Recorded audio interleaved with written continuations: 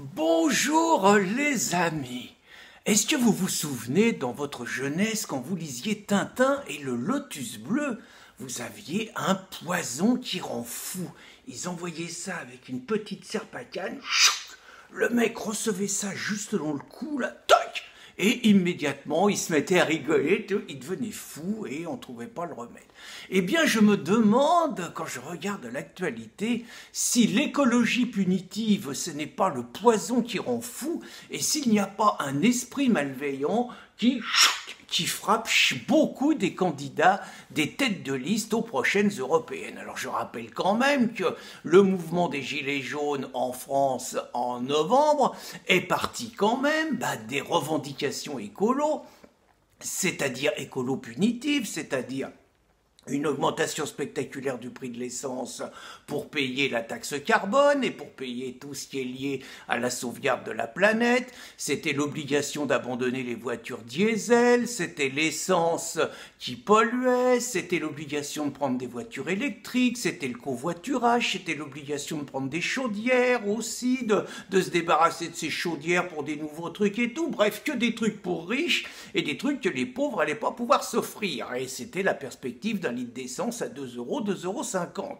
avec les contrôles techniques qui allaient se renforcer et tout. Bon, ils ont calmé le jeu, vu l'ampleur de la fronde, ils ont bien fait quand même, mais le 1er juillet, outre l'augmentation de l'électricité, outre l'essence qui augmente à une vitesse vertigineuse, ils vont nous recoller des contrôles techniques plus contraignants et des radars encore plus répressifs. Mais, si ce n'était que ça, moi, je m'attendais, je ne vous le cache pas, éternel Candide, à ce que ça soit l'immigration et l'islamisation de la France qui soient au cœur de la campagne, parce que c'est quand même juste la préoccupation de tous les Français et qu'il suffit de lire tous les jours l'ensauvagement épouvantable de la France, on pourrait penser qu'il y a juste une inquiétude.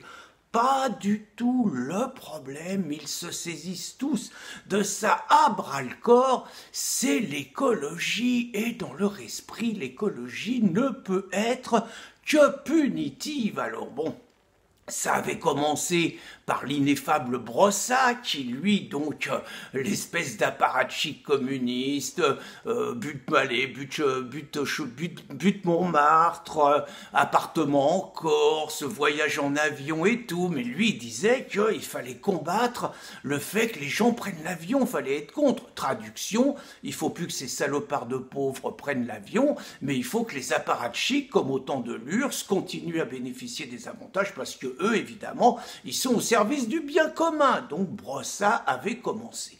Bien évidemment, Benoît Hamon ne pouvait pas être en dessous. Et Benoît Hamon, lui, il a demandé des tribunaux internationaux pour crimes d'écocide contre l'humanité. Oh la vache, des procès de Nuremberg pour les pollueurs.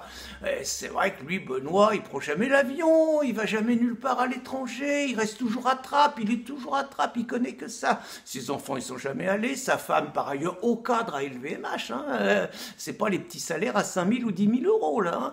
Donc sa femme n'y a jamais mis les pieds, mais lui, il est l'homme du peuple et l'homme du nouveau peuple. Mais on monte un petit peu en puissance, il y a Nathalie Loiseau.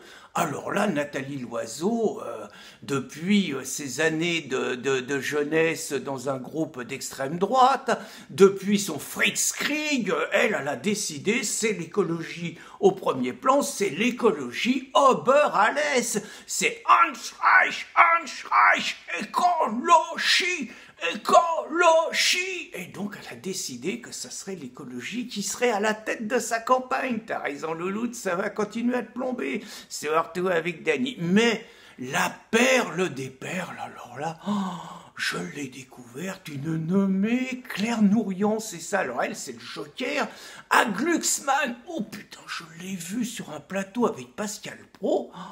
Ça m'a rappelé Pol Pot des grandes années, les camps de rééducation, pas le droit de douter du réchauffement climatique. Douter du réchauffement climatique, c'est dire que la Terre est plate, c'est l'obscurantisme, c'est des paroles interdites et tout et tout. Oh la vache, elle sait, c'est les camps de rééducation des grandes années. Puis alors là, je l'ai vue sur un plateau, là, avec ça doit être Olivier Faure qui était à côté. Ouais, elle était avec des sauces, ouais. Et là, alors là, énorme avec Olivier Faure, là on aurait cru une prédicatrice évangélique. Repentez-vous mes frères, vous avez beaucoup péché. Repentez-vous, vous avez 10 ans pour vous rattraper ou vous périrez dans les flammes de l'enfer éternel.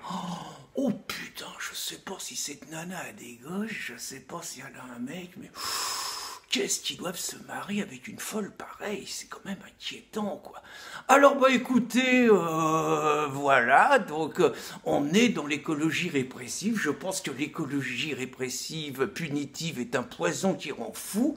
Et donc, pour conclure cette vidéo, chers amis écolos, je vous annonce que je vais prendre la route avec ma voiture diesel qui fait du 6 litres au 100.